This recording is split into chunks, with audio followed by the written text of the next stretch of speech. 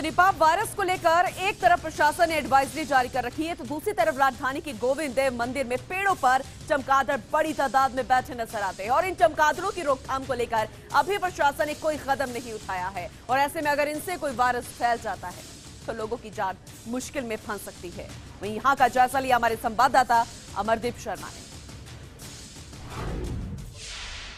2001 और 2007 के बाद निपाह वायरस ने वापस से हिंदुस्तान में दस्तक दे दी है और खतरा इतना मंडराया हुआ है कि देश भर में 14 मौतें भी हो चुकी हैं। राजधानी जयपुर में भी हाल यही है कि खतरा सबके सर पे मंडराया हुआ है।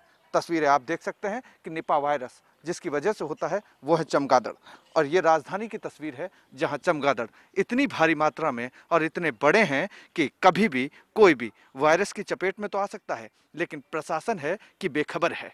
और ये जगह जो है वो है जयपुर के आराध्य देव यानी कि गोविंद देव जी मंदिर के जस्ट बगल में बने हुए एक पार्क के पास में इतनी ज़्यादा मंदिर हैं कि लोग सुबह मॉर्निंग वॉक से लेकर के शाम को और सुबह दर्शन करने के लिए भी आते हैं। लेकिन पहले ये अनगिनत वो चमगादड़ हैं जिनकी वजह से फिलहाल जो वायरस है वो फैला हुआ है। तस्वीरों में दिखा दूं कि लोग कितने हैं, यहाँ कैसे लोग सोए हुए हैं अभी, और पानी की एक प्याऊ भी है। इस प्याऊ पे लोग पूरे दिन पानी भी पीते हैं। और ठीक ऊपर ये इमली के पेड़ हैं, इमली के पेड़ के ऊपर जो हजारों की संख्या में चमगादड़ हैं और बड़ी मात्रा में चमगादड़ हैं। लोग पार्क में सोए हुए हैं, मजदूर वर्ग के कुछ लोग होते हैं, आम आदमी भी होता है जो पेड़ की छांव में बैठता है, लेकिन शायद ये बेखबर है कि एक वायरस जो कभी भी इनको अपनी चपेट में ले सकता है। राजधानी जैसी जगह पर निपाह वायरस का खतरा सबसे ज्यादा मंडराया हुआ है, लेकिन इस खतरे पर बेखबर प्रशासन है। चिंताहरण हनुमान मंदिर तो बगल में जरूर है और सुबह शाम भक्तों की कतारें भी यहाँ लगती हैं, लेकिन क्या चिंताहरण हनुमान ही सब कुछ करेंगे?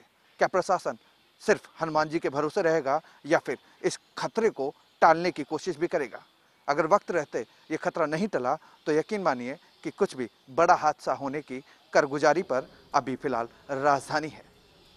कैमरा पर्सन सुरेंद्र के साथ अमरदीप शर्मा। चलिए फोन लाइन पे संवाददाता अमरदीप शर्मा हमारे साथ जुड़ गए हैं, उनसे बातचीत करते हैं। अमरदीप, आपने पूरा यहाँ का जायजा लिया है क्योंकि ये वो इलाका है जहां पर सबसे ज्यादा चमगादड़ भी पाए जा रहे हैं और वो ऐसे पेड़ों पर है जहां पर फल भी लगते हैं, लेकिन नीचे काफी संख्या में यहाँ पर लोग थे। क्या उनको इस बारे में जानकारी है निपाह वायरस के बारे में? फिलहाल यहाँ पर किस तरीके की व्यवस्थाएं आपको राजधानी में देखने को मिली इसे लेकर? देखिए, बहुत बड़ी विडंबना कहूंगा कि राजधानी में रहकर लोगों को निपाह वायरस के बारे में जानकारी नहीं है। जिस जगह मैं कल गया, चार दीवारी के आसपास इलाकों में, बड़े पेड़ों में, पुरानी हवेलियों में, और यही नहीं, जहाँ पे टूरिस्ट सबसे ज्यादा जाते हैं घूमने के लिए, जो जगह जानी जाती है, आमेर है, नाहरगढ़ है, वहाँ पर चमगादड़ों का बहुत बड़ा डेरा है। लेकिन प्रशासन की तरफ से वहाँ पर पार्क में बैठे हुए लोग, मंदिर में आने जाने वाले भक्त और टूरिस्टों को किसी भी तरीके की कोई गाइड लाइन इस तरीके से एक एडवाइजरी जारी करके एक फॉर्मेलिटीज पूरी करने का काम एक महकमे ने कर दिया है। लेकिन इसके अलावा वहाँ पर तरीके से बचाव किया जाए, कहाँ किस चीज से बचा जाए, ये कोई भी एक वहाँ पे किसी को ना तो पता है ना जानकारी है। तो ये एक विडंबना ही रहेगी कि राजधानी जैसे क्षेत्र में अगर इस तरीके की निपाह वायरस की कोई जानकारी नहीं है तो बहुत अंधेर नगरी चौपट राजा वाला। अमरदीप, बिल्कुल अगर देखा जाए तो राजधानी जयपुर में सबसे ज्यादा चमगादड़ों की संख्या है। दूसरी तरफ अभी फिलहाल ये शोध का विषय है कि आखिर किस वजह से फैल रहा है। कुछ पहले जो जानकारी आई थी कि चमगादड़ों से या फिर सुअर से या फिर उनके फल खाने से, उन चीजों से ये फैल रहा है, लेकिन अभी ये शोध का विषय है। लेकिन क्या इसे लेकर कोई जागरूकता फैलाने की कोशिश की गई है प्रशासन द्वारा, सरकार द्वारा?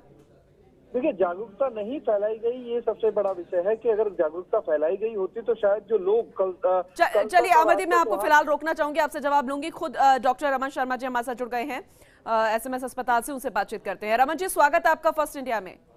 हाँ, नमस्कार। रमन जी, आपके पास भी जानकारी तो बखूबी होगी निपाह वायरस को लेकर, लेकिन राजधानी जयपुर की बात की जाए तो सबसे ज्यादा चमगादड़ पाए जाते हैं। फिलहाल कोई आपके पास कोई मरीज ऐसा आया है या फिर इससे जुड़ी कोई जानकारी जो मरीज यहाँ पर लेकर आए हो?